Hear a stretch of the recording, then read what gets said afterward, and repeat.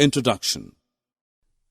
Friends, as we all know that we need energy for performing various daily activities. We get this energy from the food that we eat. So we can say that nutrition is a process by which all living organisms take food and utilize it to get energy. Both animals and plants are living organisms. Like animals, plants also require energy for their life activity. Thus, nutrition is an important life process of all living organisms. Objectives.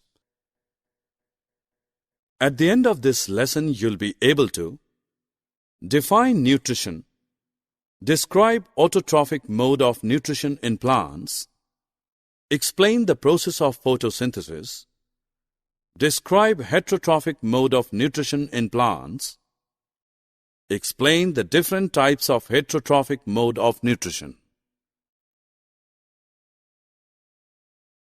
Dear friends, now let's know about the mode of nutrition. There are two types of nutrition modes: autotrophic nutrition and heterotrophic nutrition. But what are they? The mode of nutrition in which organisms make food themselves from simple substances is called autotrophic nutrition, and these organisms called autotrophs. Green plants are the examples of autotrophs. The mode of nutrition in which animals and many other organisms take in ready-made food prepared by the plants is called heterotrophic, and these organisms are called heterotrophs. Human, lion, tiger, etc. are the examples of heterotrophs. As we know that green plants synthesize their own food. But do you also know that how they synthesize their own food? Actually, green plants make their own food by the process of photosynthesis. Photosynthesis is a process by which green plants synthesize their own food from the carbon dioxide and water in the presence of chlorophyll and solar energy. Now you know that in plants, water, minerals, and carbon dioxide are raw materials for the synthesis of food. Do you also know that how do plants obtain these raw materials from the surroundings? And how do they transport them to the food factories of the plant? Water and dissolved minerals are absorbed directly from the soil through roots and sent to the leaves by the means of many small vessels present in the stem. These vessels run throughout the root, the stem, the branches, and the leaves. They form a continuous path or passage for water and minerals to reach the leaf. Likewise, carbon dioxide from air is taken in through the tiny or small pores present on both surfaces of the leaves. Such pores are called stomata.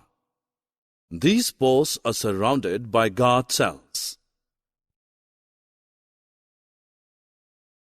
After reaching to the leaf, carbon dioxide and water react in the presence of sunlight to form carbohydrate. The carbohydrate ultimately converted into the starch, which gets stored in the different parts of the plants. Therefore, the first food product is formed during the photosynthesis is starch. Starch is also an example of carbohydrate. In this process, oxygen is also released. Therefore, the process of photosynthesis can be represented as carbon dioxide plus water in the presence of chlorophyll and sunlight gives carbohydrate plus oxygen. In the presence of sunlight, carbon dioxide and water gives carbohydrate and oxygen releases in this process.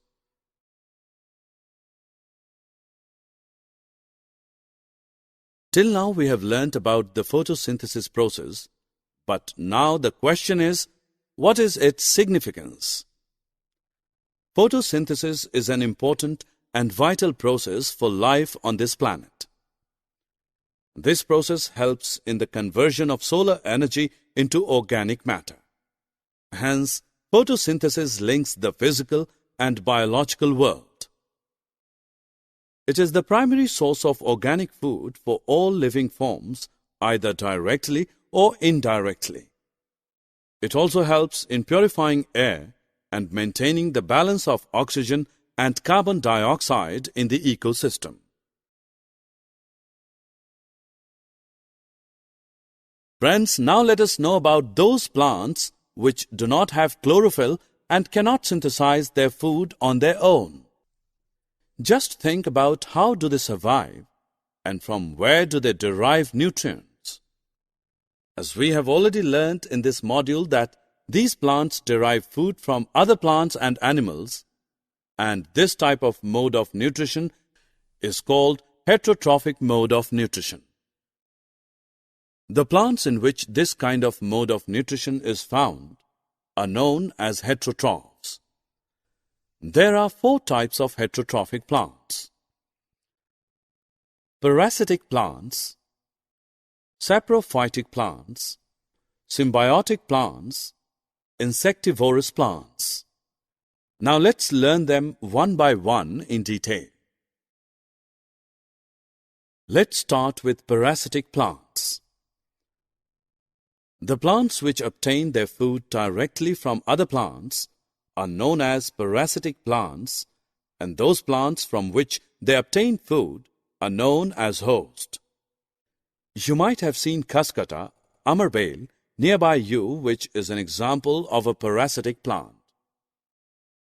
It coils around the stem and branches as a yellow, tubular structure. You'll be surprised to know that it does not contain chlorophyll, so it takes ready-made food from the plant on which it is climbing. The plant on which it climbs is called a host. When you go to a vegetable shop, you might have seen packets of mushrooms sold in it. Besides that, sometimes you may have also seen fluffy umbrella-like patches growing on rooting wood during rainy season. But do you know what these organisms are and how they get their nutrition? Friends, these organisms are commonly called fungi, and they get their nutrition from dead and decaying matter. To get their nutrients from dead and decaying matter, they secrete digestive juice and convert it into a solution. This mode of nutrition, in which organisms take in nutrients in solution from dead and decaying matter, is called Saprotrophic nutrition, and organisms which use this kind of mode of nutrition are called saprotrophs. Thus, we can say that fungi are saprotrophs.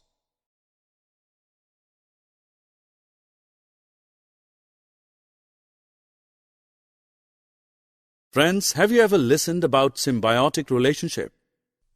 And what is the meaning of this term exactly? The relationship between 2 dissimilar organisms in which both are living together and share shelter and nutrients to each other is called symbiotic relationship. The organisms which are involved in this kind of relationship are called symbionts. Lichen is a good example of symbiotic relationship. Lichen is the association between algae and fungi. In this kind of relationship, algae provide food to fungi, and fungi provide protection, absorbed water and minerals to algae. The next category is of insectivorous plants. There are a few plants which can trap insects and digest them and get nutrition. For example, pitcher plants. Actually, these plants can synthesize their own food by photosynthesis, but they grow in nitrogen-deficient soils, so such plants fulfill their nitrogen requirement by eating these small insects and hence are called insectivorous plants.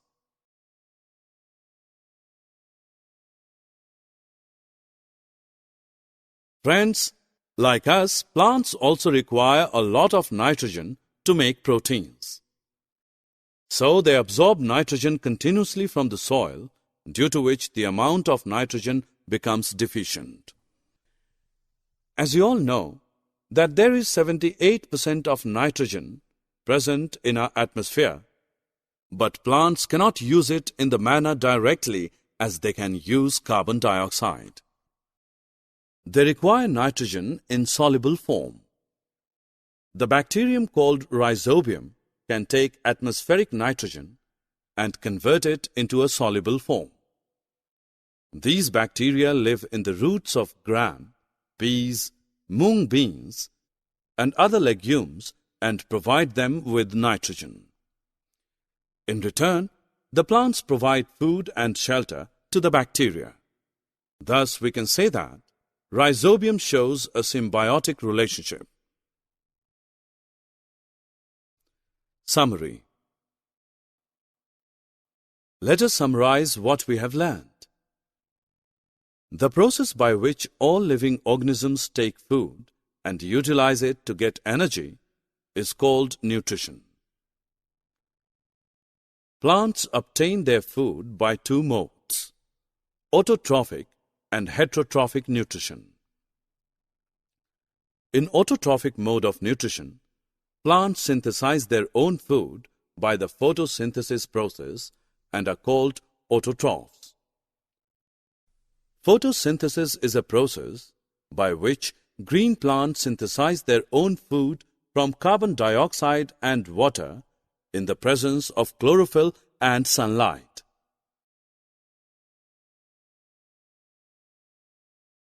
In heterotrophic mode of nutrition, plants do not synthesize their own food, but directly depend on other plants and are called heterotrophs. Parasitic plants obtain their own food directly from other plants, which are known as host. The mode of nutrition in which organisms take in nutrients from dead and decaying matter is called Saprotrophic nutrition. Lichen is a specific group of plants in which both algae and fungi live together. This is called symbiotic relationship.